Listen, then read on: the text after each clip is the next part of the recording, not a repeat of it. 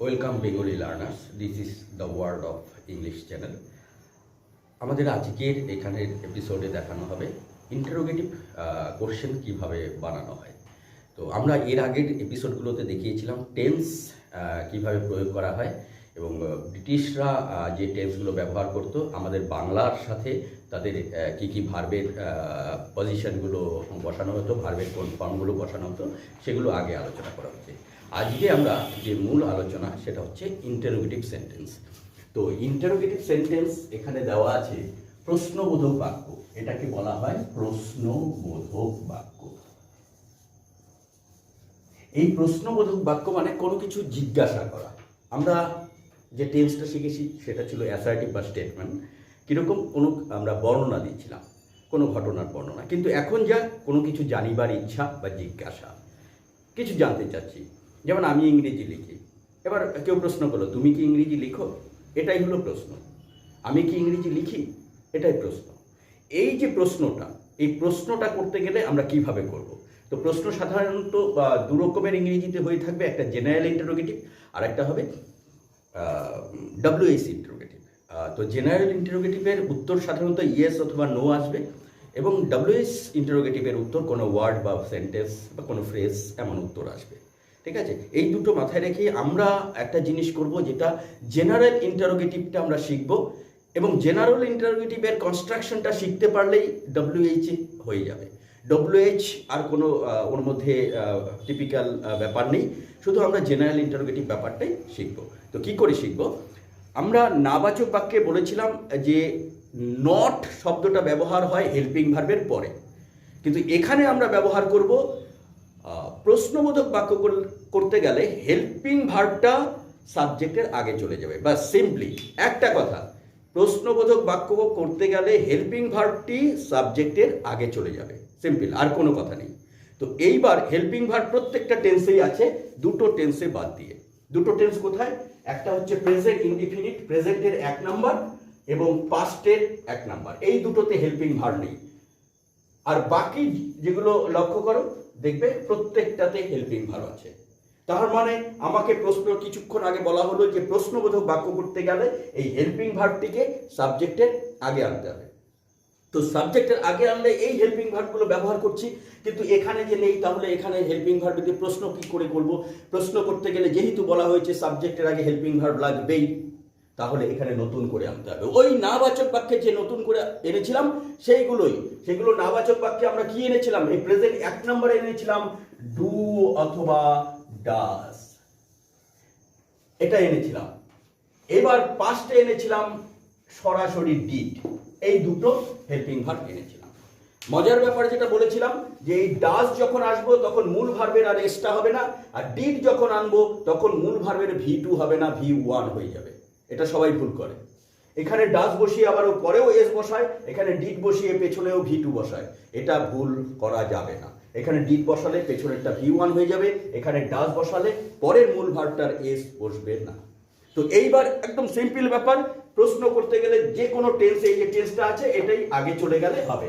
আমি যদি উদাহরণটা এখান থেকে দেখিয়ে দিই, যেমন আমি বললাম I am writing English, এখানে ফুল স্টপ হয়ে গেল। এবার আমাকে এটাকে প্রশ্নবোধক চিহ্ন আনতে হবে। বাস সিম্পল ব্যাপার। প্রশ্নবোধক চিহ্ন আনতে গেলে কি করতে হবে?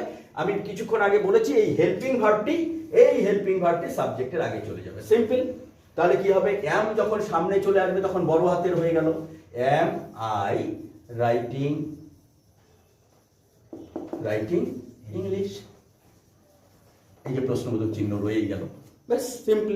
এইবার যেখানে আমি অসুবিধার কথা বলছিলাম, এই A1 এবং B1, আমরা টেন্সের ক্ষেত্রে বলেছিলাম A মানে প্রেজেন্ট মানে আজ, B মানে পাস্ট, C মানে ফিউচার। এখানে প্রত্যেকটা টেন্সেই হেল্পিং ভার্বের 2 এর ক্ষেত্রে বলেছিলাম am is are was are এবং be, এই তিনটি থাকবেই। এবং পারফেক্ট টেন্সে হ্যাভ হ্যাজ হ্যাড এবং হ্যাভ। আর পারফেক্ট কন্টিনিউয়াসে বিন নতুন করে থাকবে এবং উপরের যে পারফেক্টের ফর্মটা, পারফেক্টের হেল্পিং ভার্বটা সেটাও থাকবে।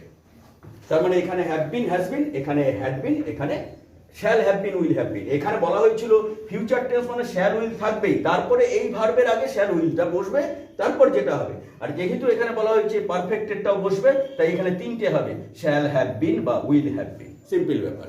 এবার প্রশ্ন হচ্ছে, আমরা যখন এখানে প্রশ্ন করব, প্রশ্ন করলে যদি দুটো হেল্পিং ভার্ব থাকে, যেমন এখানে শ্যাল উইল, তাহলে কি করব? দুটো থাকলে এই প্রথমটাই আগে নেব, তিনটে থাকলে ওই প্রথমটাই আগে নেব।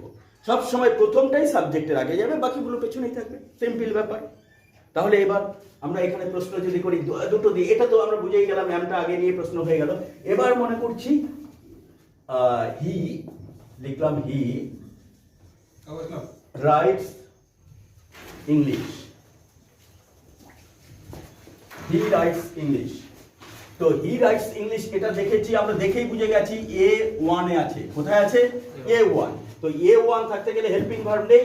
আমার প্রশ্ন করতে যখনই যাব তখন হেল্পিং ভার্ব এখানে এই যে বলা হয়েছে ডু অথবা ডাজ আসবে। যেহেতু এস আছে তাহলে আমার ডাজ আসবে এখানে। তাহলে আমরা শুরু করছি ডাজ, ডাজ হি হয়ে গেল। এবার রাইটস এর বলেছি এই যে এসটা হবে না, তার মানে right, does he write English, simple, প্রশ্নবোধক চিহ্ন হয়ে গেল, সিম্পল। এবার যদি বলি দুটো হেল্পিং ভার্ব, যেমন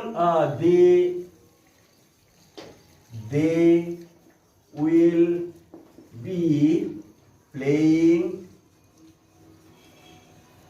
ফুটবল। এটাকে প্রশ্ন করতে গেলে বলেছি এই যে দুটো হেল্পিং ভার্ব থাকলে শুধু এটাকে আগে চলে গেলে বাস হয়ে গেল প্রশ্ন। তার মানে উইল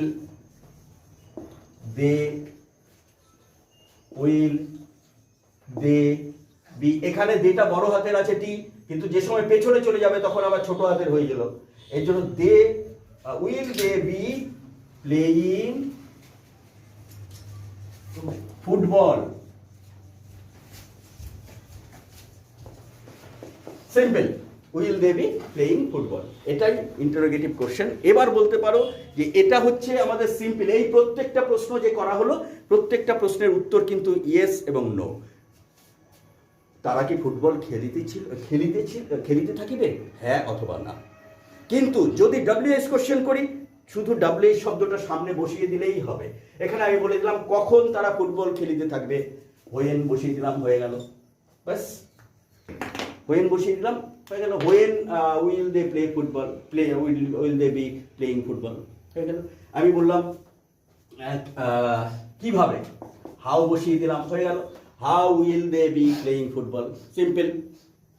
এবার বললাম কেন তারা ফুটবল খেলিতে থাকিবে, দেখা গেল রাতের বেলা বলছে কেন খেলিতে থাকিবে, ওয়াই বসিয়ে দিলাম, হয়ে গেল। আবার ডব্লিউএসটা কোনো ব্যাপার না, ব্যাপার কনস্ট্রাকশনের ব্যাপারটা আমার হচ্ছে helping verb. Helping verb tense অনুযায়ী আমরা জানি কোথায় কোন টেন্সে বসছে, সেই হেল্পিং ভার্বটাই সাবজেক্টের আগে আসবে। এবং তার আগে যেটা হবে এই শুধু A1 এবং B1 এ নতুন করে হেল্পিং ভার্ব আনতে হবে এবং সেটাই সাবজেক্টের আগে বসাতে হবে, সিম্পল। আমাদের প্রশ্নবোধক বাক্য শিখতে হবে। এক্ষেত্রে বাংলা থেকে যখন ট্রান্সলেশন করব, আমরা ইংরেজি হেল্পিং ভার্ব, বাংলার বাক্যটাকে যদি ইংরেজি করতে হয় তখন এখানে একটা ধরার জন্য একটা আমি টিপস দিয়ে দিচ্ছি। যেমন আমি কি ইংলিশ লিখি, আমি কি ইংরেজি লিখি, ইংরেজি লিখি, প্রশ্ন। এবার টেন্স ধরলে এই কিটার জন্য অসুবিধা হচ্ছে, সিম্পলি আমি কিটাকে বন্ধ করে দিলাম, আমি ইংরেজি লিখি, ধরে ফেললাম এই আমি ইংরেজি লিখি, ধরে ফেললাম A1 ধরাও শেষ, বলা আসছে এখানে প্রশ্ন করলে ডু অথবা ডাজ আসবে, তাহলে এই ডাজটা চলে এলো। এই কিটাকে বন্ধ করে যে কোনো বাক্য আমরা কিটাকে বন্ধ করলে টেন্সটা ধরে নেব, টেন্সটা ধরলেই ওখানের হেল্পিং ভার্বটা পেয়ে যাব, হেল্পিং ভার্বটা পেয়ে গেলেই ব্যাস হয়ে যাবে। আর মূল ভার্ব তো আমরা জানি, মূল ভার্বের কথা বলাই হয়েছিল যে টু মানেই আইএনজি, একদম সিম্পল, 2 মানেই আইএনজি, 3 মানেই V3, 4 মানেই আইএনজি, আর 1 মানেই V1, এটাও V1, শুধু এখানে খালি V2। পৃথিবীতে একটা জায়গায় V2 হয়, সেটা পাস্ট ইনডিফিনিট সিম্পল পাস্ট বা B1, এটা।